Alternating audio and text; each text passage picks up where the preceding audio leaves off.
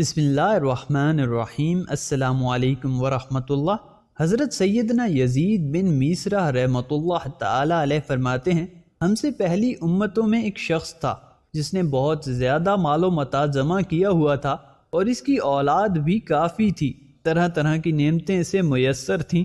کثیر مال ہونے کے باوجود وہ انتہائی کنجوس تھا، اللہ عز و جل کی راہ میں کچھ بھی خرچ نہ کرتا، ہر وقت اسی کوشش میں رہتا کہ کسی طرح میری دولت میں اضافہ ہو جائے۔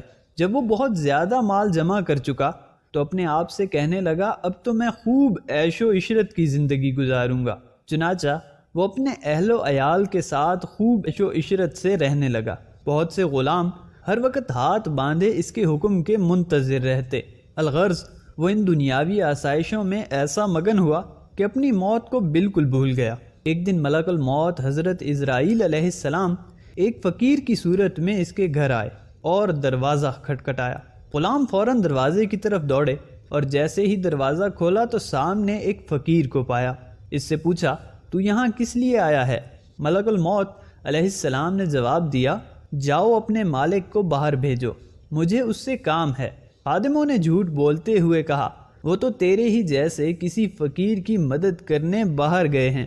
حضرت سیدنا ملک الموت علیہ السلام یہ سن کر وہاں سے چلے گئے۔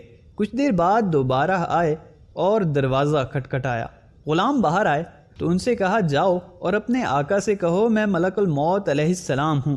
جب اس مالدار نے یہ بات سنی تو بہت خوف زدہ ہوا اور اپنے غلاموں سے کہا، جاؤ اور ان سے بہت نرمی سے گفتگو کرو۔ خدام باہر آئے اور حضرت سیدنا ملک الموت علیہ السلام سے کہنے لگے، آپ ہمارے آقا کے بدلے کسی اور کی روح قبض کر لیں اور اسے چھوڑ دیں، اللہ عز و جل آپ کو برکتیں عطا فرمائے۔ حضرت سیدنا ملک الموت علیہ السلام نے فرمایا، ایسا ہرگز نہیں ہو سکتا۔ پھر ملک الموت علیہ السلام اندر تشریف لے گئے اور اس مالدار آدمی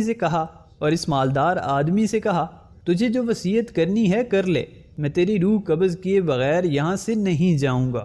یہ سن کر سب گھر والے چیخ اٹھے اور رونا دھونا شروع کر دیا۔ اس شخص نے اپنے گھر والوں اور غلاموں سے کہا، سونے چاندی سے بھرے ہوئے صندوق اور تابوت کھول دو اور میری تمام دولت میرے سامنے لے آؤ۔ فوراً حکم کی تعمیل ہوئی اور سارا خزانہ اس کے قدموں میں ڈھیر کر دیا گیا۔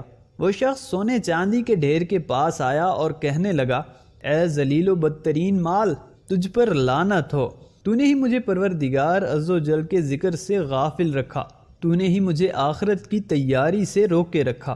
یہ سن کر مال اس سے کہنے لگا، تو مجھے ملامت نہ کر، کیا تو وہی نہیں کہ دنیا داروں کی نظروں میں حقیر تھا؟ میں نے تیری عزت بڑھائی، میری ہی وجہ سے تیری رسائی بادشاہوں کے دربار تک ہوئی، ورنہ غریب اور نیک لوگ تو وہاں تک پہنچ ہی نہیں سکتے۔ میری ہی وجہ سے تیرا نکاح شہزادیوں اور امیر زادیوں سے ہوا، ورنہ غریب لوگ ان سے کہاں شادی کر سکتے ہیں۔ اب یہ تو تیری بدبختی ہے کہ تو نے مجھے شیطانی کاموں میں خرچ کیا۔ اگر تو مجھے اللہ عز و جل کے کاموں میں خرچ کرتا تو یہ ذلت و رسوائی تیرا مقدر نہ بنتی۔ کیا میں نے تجھ سے کہا تھا کہ تو مجھے نیک کاموں میں خرچ نہ کر؟ آج کے دن میں نہیں بلکہ تو زیادہ ملامت و لعنت کا مستحق ہے۔ اے ابن آدم، بے شک میں اور تو دونوں ہی مٹی سے پیدا کیے گئے ہیں، بس بہت سے لوگ ایسے ہیں جو نیکی کی راہ پر گامزن ہیں اور بہت سے گناہوں میں مستغرق ہیں۔ امام ابن جوزی علیہ رحمۃ اللہ فرماتے ہیں، گویا مال ہر شخص سے اس طرح کہتا ہے، لہٰذا مال کی برائیوں سے بچو اور اسے نیک کاموں میں خرچ کرو۔